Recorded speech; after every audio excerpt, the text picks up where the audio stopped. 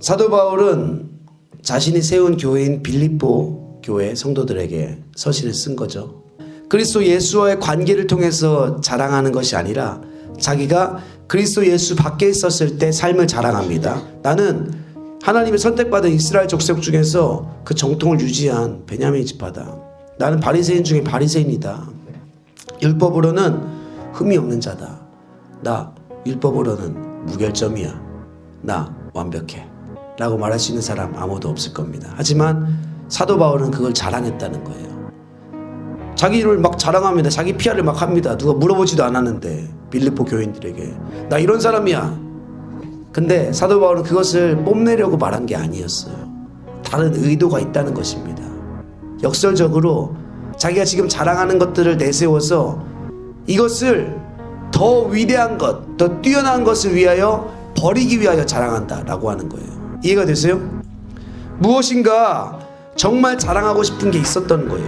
표면적인 것을 자랑하는 것이 아니라 예수 그리스도를 아는 그 지식이 가장 고상함을 드러내기 위해서 예수 그리스도를 따르는 것이 얼마나 위대한 것인지를 입증하려면은 뭔가 위대한 거 버려야 되잖아요. 그리스도를 따르는 것이 가장 고상한 것입니다. 성경에서는 특별히 복음서에서는 예수 그리스도를 나의 주로 만났다는 것을 극히 값진 진주를 발견한 그 상인의 비유를 하곤 하죠. 어떤 상인이 두루 다니다가 극히 값진 진주를 하나를 만남에 가서 자신의 소유를 싹 다 팔아 그 진주를 어떻게 했느니라? 샀느니라. 그 당시에 진주는 오늘날의 다이아몬드와 같은 가치가 있습니다. 진주를 구하는 장사들은 이 도시 저 도시를 다니면서 진주 하나, 값진 진주 하나 만나려고 자신의 인생을 다 걷다 쏟아붓습니다. 품질이 좋은 진주를 하나 구하기 위해서 장터와 항구를 샅샅이 뒤집니다. 그들은 값진 진주를 만나면은 자신의 모든 소유를 싹 다 팔아서 그 진주를 살 만큼 그 진주에 대한 가치를 알아보는 사람이었어요. 근데 잘 한번 생각해 보세요. 그 진주를 파는 사람들은 그 진주의 가치를 알아봤다는 거예요? 모르죠. 같은 진주지만 그 진주의 가치를 알아보는 사람에게는 자신의 소유를 싹 다 팔아서 이 진주를 살 만큼 가치 있는 것이고, 같은 진주지만 그 진주를 파는 사람에게는 대수롭지 않게 보여지는 것입니다. 성령을 받지 못한 사람들은 같은 공간 속에서 하나님이 주시는 태양 에너지와 공기를 마시고 살고 있음에도 불구하고 하나님 우리에게 주고자 하시는 신령한 것, 정말 가치 있는 것은 발견하지 못하고 살아간다는 얘기입니다. 여러분들은 지금 무엇을 자랑하며 살고 있습니까? 교회에 내가 와서 앉아있다고 해가지고 우리 하나님이 기뻐하시는 삶을 살고 있다고 생각하면 절대 안 됩니다. 우리 삶 속에서 자랑하는 그것이 나의 주인인 것이에요. 여러분 무엇을 자랑하면서 사는지 한번 보세요. 내가 즐겨보는 것 있다면은 그것이 나의 주인입니다. 내가 화제거리로 삼고 있는 것, 그것이 나의 주인입니다. 내가 생각하는 것이 나의 주인이에요. 내가 전하려는 것 있죠, 누군가에게, 그것이 나의 주인입니다.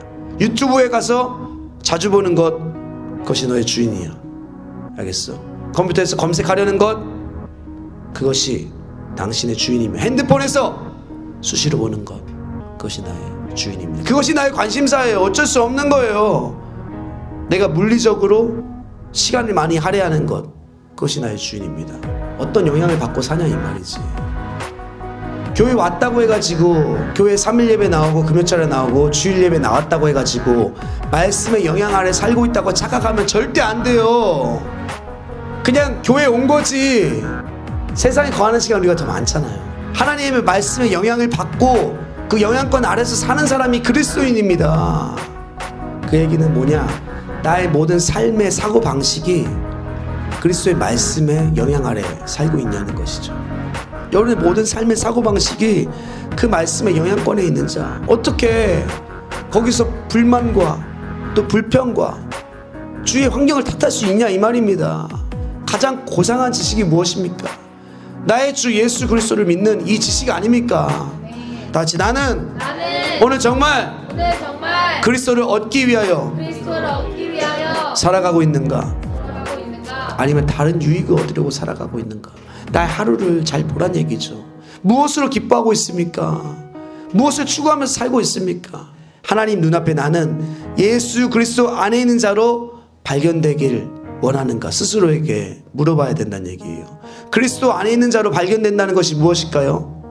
자기가 과거에 추구했던 자기의 행함의 결과로서 자신이 갖고 있었던 자신의 노력의 결과, 자신의 수고의 결과, 자신이 이루어온 업적들의 결과가 아니라 하나님이 내게 베푸신 그 은혜의 결과로서 오직 예수만 원하는 그 자아로, 예수의 은혜에 감격하는 그 자아로 하나님께 발견되기를 원한다는 것입니다.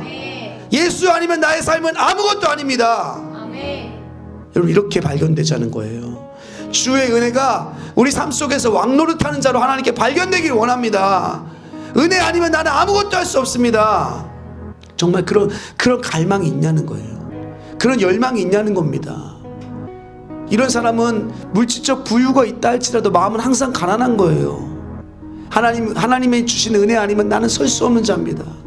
나는 또 넘어집니다. 주님, 나를 붙잡아 주세요.